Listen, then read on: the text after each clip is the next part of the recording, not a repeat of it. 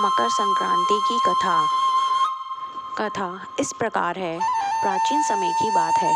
किसी राज्य में हरिदास नाम का विष्णु सेवक अपनी पत्नी गुणवती के संग रहता था। उसकी पत्नी बहुत ही सुशील और पतिव्रता स्त्री थी। वह प्रायः सभी देवी देवताओं के व्रत पूजन आदि दान पुण्य कर सभी देवताओं को संतुष्ट करती थी, परंतु उसने धर्म राज्य की पूजा कभी नहीं करी थी। वह अतिथि सेवा से भी कभी पीछे नहीं हटती थी और भगवान विष्णु की परम भक्त थी और एकादशी आदि का व्रत नियम पूर्वक करती थी। इस प्रकार गुणवती सदाचार और धर्मपरायण से अपना जीवन व्यतीत कर रही थी। एक बार गुणवती मृत्यु को प्राप्त हो गई। धर्म कर्म के प्रभाव से यमदूत उसे आदरपूर्वक पापियों को भय प्रदान करने वाले धर्म राज्य के लोक में ले गए, जहां उसने देखा उस लोक के 4 द्वार हैं। नगर के बीचों बीच ही धर्मराज जी का बहुत ही भव्य और सुंदर मंदिर है, जिसमें धर्मराज जी विराजमान है। उनके पास ही चित्रगुप्त जी भी विराजमान है, जो मृत व्यक्तियों के पाप और पुण्यों का लेखा जोखा धर्मराज जी को सुनाते हैं। जैसे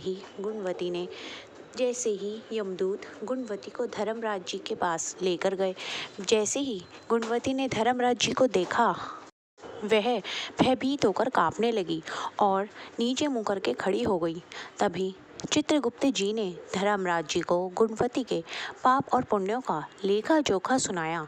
तभी धर्मराज जी गुणवती की भक्ति देखकर बहुत प्रसन्न हुए, परंतु वे कुछ उदास भी थे।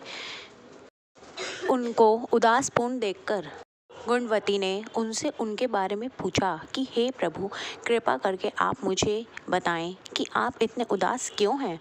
तब वह कहने लगे, हे देवी, तुमने प्रायः सभी देवी देवताओं के व्रत पूजन दान पुण्य आदि करके सबको संतुष्ट किया है, परंतु तुमने मेरे नाम का कोई भी व्रत पूजन आदि दान पुण्य नहीं करा। तब वह कहने लगी कि हे प्रभु, मेरे अपराध को क्षमा करें। मैं आपकी उपासना की विधि नहीं जानती थी। कृपया करके आप मुझे इसका कुछ उपाय बताएं, जिससे मनुष्य को आपकी कृपा पाने का अवसर प्राप्त हो सके। तब धर्मराज जी कहने लगे कि हे देवी, सूर्य नारायण भगवान के उत्तरायण में जाते ही जो महापुण्यदायी मकर संक्रांति आती है, उसी दिन से ही मेरी पूजा अर्चना शुरू करनी चाहिए। साल भर मेरी कथा सुनने से, मेरी पूजा आदि कर व्रत आदि दान पुण्य देने से व्यक्ति सभी प्रकार के दुखों से मुक्त हो जाता है। फिर वह व्यक्ति सदा सुखी रहता है और अंत में मेरे पास भी सदा मोक्ष प्राप्ति होती है। तब गुणवती कहने लगी कि हे प्रभु, अगर ऐसी बात है तो कृपा करके आप मुझे इन यमदूतों से छुड़ाकर नीचे संसार लोक में वापस जाने की स्वीकृति प्रदान करें, जिससे मैं आपकी कथा का प्रचार मनुष्यों में कर सकूं। तभी धर्मराज जी ने गुणवती को स्वीकृति दे दी।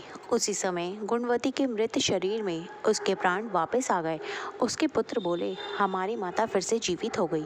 तब उसने अपने पति और अपने पुत्रों को धर्मराज जी की सारी बातें बताई और मकर संक्रांति के दिन से ही उसने अपने पति और पुत्रों के साथ धर्मराज जी की पूजा अर्चना शुरू कर दी। उसने साल भर तक कथा सुनी और व्रत पूजन आदि दान पुण्य का कार्य भी शुरू कर दिया। जब गुणवती सारे सुखों को भोगने के बाद अंत में मृत्यु को प्राप्त हुई, तब स्वर्ग में देवताओं ने गुणवती का आदर सत्कार किया। हे धर्मराज जी, इस कथा को कहते सुनते तथा हुंकारा भरते सब पर अपनी कृपा बनाए रखिएगा। जय धर्मराज जी। अगर आपको ये कथा अच्छी लगी हो तो इस चैनल को लाइक, सब्सक्राइब और शेयर करना ना भूलिए।